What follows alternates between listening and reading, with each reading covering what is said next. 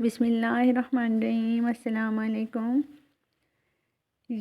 آج میں بہن کے گھر آئی ہوئی ہوں۔ مجھے اسی بہن نے ہی سیل فون لے کر دیا ہے اور کہا ہے کہ تم ساری حالات زندگی بتاؤ اپنی بہنوں کو، تو آپ کی سب ہیلپ کریں گے۔ تو میں آپ کو اپنی حالات زندگی آج پھر سنانے آئی ہوں۔ میں سب سے پہلے اپنی فیملی کے آپ کو جتنے فرد ہیں بتا دوں۔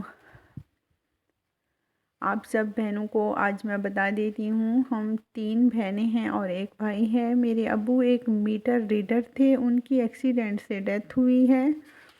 انہیں گئے ہوئے تقریباً 11 سال ہو رہے ہیں۔ میری شادی کو تقریباً 13 سال ہو رہے ہیں۔ میری بڑی بیٹی 12 سال کی ہے، پھر میری بیٹیوں میں تقریباً 2 یا 1.5 سال کا وقفہ تھا، تو چھوٹی بیٹی 4 سال کی ہے۔ میرے ابو جی میری شادی کے 2 سال بعد فوت ہو گئے ہیں۔ میری بڑی بیٹی 1 سال کی تھی جب میرے ابو جان ہمیں چھوڑ کر گئے۔ ہر وقت کہتی ہوں شاید ابو ہوتے تو میں اتنی دکھی نہ ہوتی۔ جب میرے ہمسائے سنتے ہیں کہ تم اتنی مشکل میں ہو تو تم امی کے گھر کیوں نہیں چلی جاتی، تو میں کہتی ہوں کہ اگر اکیلی ہوتی تو جاتی، 5 بیٹیاں ہیں، میں کس طرح گھر چھوڑ کر جاؤں۔ مجھے میری بیٹیاں آڑے آ جاتی ہیں۔ میری بیٹیوں کو پڑھنے سے بھی روک لیا گیا ہے۔ میری بیٹیوں سے کہتے ہیں کہ تمہاری ماں نے پڑھ کر کون سا بڑا تیر مار لیا، جو بیٹیاں پڑھیں گی تو ٹیچر لگ جائیں گی یا پروفیسر بن جائیں گی، کون سا وزیر بننا ہے تمہیں۔ میری کوئی رسپیکٹ نہیں ہے، لیکن اپنے لیے نہیں، صرف بیٹیوں کے لیے قربانی دے رہی ہوں۔ اب بڑی بیٹی اتنی بڑی ہے تو کس کس در پر پھروں۔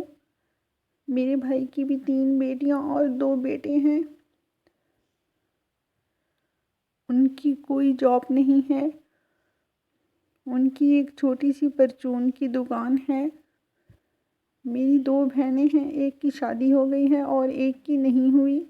جس کے گھر میں آئی ہوئی ہوں اس کی شادی ہو گئی ہے۔ میں نے آپ کو ساری حالات زندگی کا ایک برق کھول کر رکھ دیا ہے۔ اب آپ سب بہنیں اور بھائیوں مجھے یہ مشورہ دو کہ میں کیا کروں۔ کبھی بھی میرے گھر میں سکون نہیں ہوتا۔ ہر وقت کوئی نہ کوئی بات پر جھگڑا ہو جاتا ہے، چھوٹی چھوٹی باتوں پر جھگڑے، بغیر کسی بھی وجہ کے جھگڑا ہو جاتا ہے۔ زندگی جو گزارنی تھی سو گزار لی ہے۔ اب مجھے میری بیٹیوں کا چنتا کھائے جا رہا ہے، کیونکہ جنہیں باپ کے گھر سے ایک سوکھی روٹی بھی نصیب نہیں ہوتی، سارا دن سسکتی ہیں۔ میرا خاوند ماں باپ کا ایک ہے، 4 بہنیں ہیں، 3 بیٹھی ہوئی ہیں اور ایک کی شادی ہوئی ہے۔ تو میری ساس کہتی ہیں پہلے بہنوں کی شادی کرے یا تجھ منحوس ماری کی بیٹیاں پالے۔ کس نے کہا تھا تجھے بیٹیاں پیدا کرنے کو؟ جس طرف بھی منہ کرتے ہیں تیری بیٹیاں سامنے کھڑی ہوئی ہیں۔ کم نہیں ہوتی، کچھ مر نہیں جاتی تو ہماری جان چھوٹے۔ میں نے سب اللہ پر چھوڑا ہے، میرا اللہ کافی ہو۔ میں کہتی ہوں زندگی مشکل ہوتی ہے۔ جب میں پڑھائی کرتی تھی تب کہتی تھی زندگی عذاب ہے، پڑھائی پڑھنی پڑتی ہے، لیکن میں تو غلط تھی۔ زندگی اصل میں ہوتی ہے سسرال کے گھر میں۔ ہر ایک کے سسرال والے ایک جیسے نہیں ہوتے۔ بہت ساری میری بہنیں خوش نصیب بھی ہیں۔ میرے ساس سسر کا مکان ہے، 3 کمرے ہیں، ایک میں بیٹیاں رہتی ہیں، ایک کمرے میں خود ساس اور سسر رہتے ہیں، تیسرا کمرہ بیٹھک بنا دیا۔ تم اس پکے مکان میں نہیں رہ سکتی۔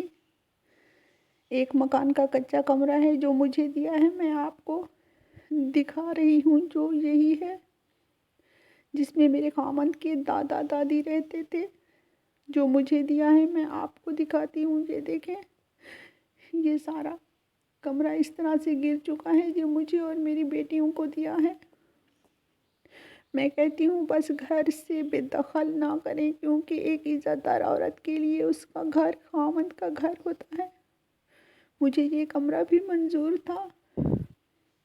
مجھے ساتھ والی باجی نے کہا تم کبھی کہتی کیوں نہیں ہو، میں نے بھی پکے مکان میں رہنا ہے، مجھے بھی پکے مکان کا کمرہ دیجیے۔